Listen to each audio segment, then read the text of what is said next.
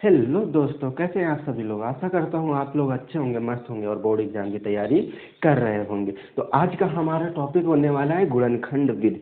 क्या होती है गुणनखंड विधि? तो मैं आपको बता दूं कि गुणनखंड विधि से हम आज द्विघात समीकरण को हल करने वाले हैं।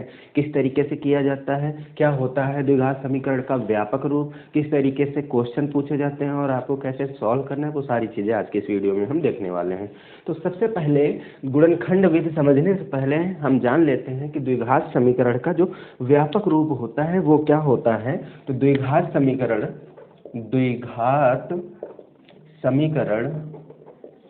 का व्यापक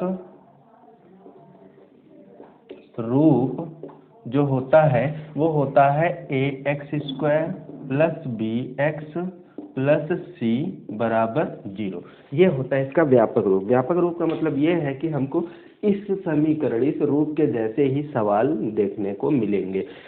उसके बाद हम उन सवालों को हल करेंगे किसके द्वारा? गुणनखंड विधि के द्वारा। जैसे फॉर एग्जांपल हम बात करें कि सवाल कैसे मिल सकते हैं, तो सवाल में दिया रह सकता है 8x² प्लस 5x प्लस 7 बराबर 0। तो आप यहाँ से देख सकते हो, सबसे पहले x² वाला टर्म है, पद है, फिर x वाला पद है, फिर अचर पद है। ऐसे ही x² वाला पद है, x वाला पद है, अचर पद। इस तरीके से हमको सवाल दिए रहेंगे और इसके हम गुणनखंड विधि से इनको हल करेंगे। तो हल करना सीखने के लिए हमको सबसे पहले एक क्वेश्चन लेना होगा जिसको हम हल करके समझ सकते हैं। और गुणनखंड विधि ज़्यादा टफ नहीं है, बस 2 स्टेप आपको याद रखने हैं, बस 2 स्टेप। उसके बाद तो बिल्कुल हलवा हो जाएगा, कुछ भी बचेगा ही नहीं, सिंपल सा रहेगा। तो हम सबसे पहले क्वेश्चन लेते हैं 2x² माइनस का 5x प्लस का 3 बराबर में 0। ये द्विघात समीकरण है के मूलों को ज्ञात कीजिए।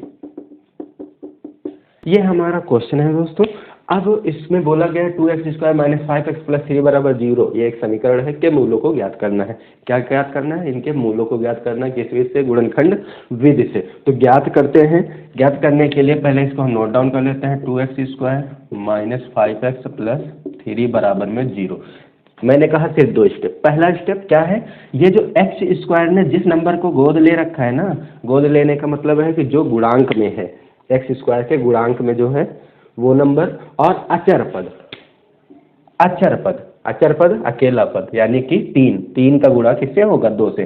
गुणांक से अचर पद का गुणा होता है। तो हम इनको, सबसे पहला स्टेप है, इन दोनों का आपस में मल्टीप्लाई होगा। और इसको कहीं यहाँ पर नहीं लिखना है, इसको हम कहाँ लिखेंगे पता है? ये हमारा रफ काम होता है, हम रफ काम करेंगे, अलग करेंगे। यानी 2 का गुणा 3 से हो जाएगा, 2 का गुणा 3 से हो जाएगा तो कितना आएगा? 6। ये हमको कितना मिला? 6। ठीक है, ये रफ काम है। पहला स्टेप कंप्लीट हो गया। स्टेप 1 जो था, स्टेप 1 वो हमारा क्या हो गया? कंप्लीट हो गया।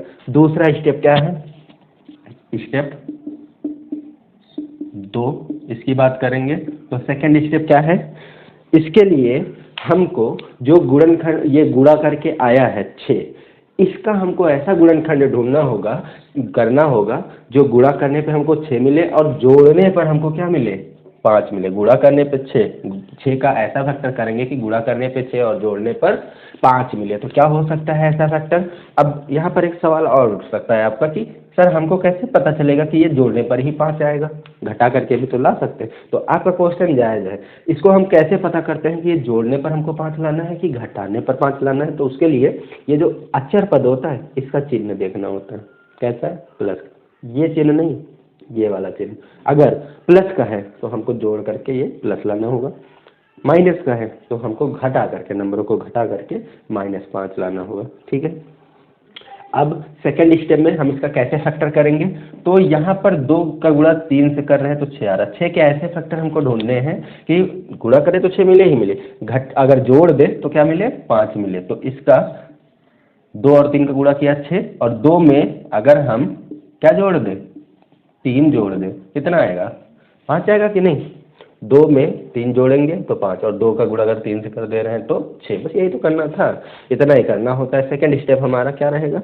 यही रहने वाला है। सेकंड स्टेप में क्या करना होगा? इसका फैक्टर करके जोड़ेंगे, जितना आएगा वो लिख देंगे। यहाँ पर 5 के बराबर क्या है? 2 + 3।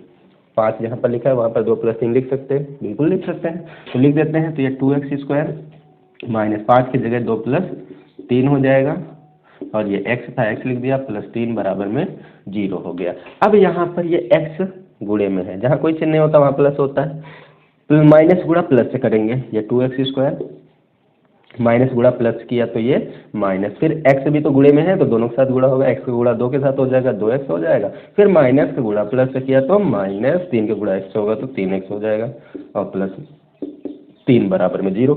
अब इतने पद से और इतने पद से हमको जो कॉमन मिलेगा उसको कॉमन करके बाहर निकालेंगे। तो यहाँ से देख सकते हो आप, ये 2 दोनों में मिल रहा है, x यहाँ 2 है, यहाँ एक ही x है, तो एक x कॉमन मिल जाएगा, तो हमें मिलेगा 2x। बचेगा क्या, इधर 2x थे तो एक निकल गया, एक बचा, इधर ये पूरा टर्म निकल गया, माइनस का 1 बच गया। ठीक है, अब यहाँ पर हमको क्या कॉमन लेना होगा, तो 3 3 दोनों जगह है तो 3 ले लेंगे, लेकिन कैसा, माइनस का।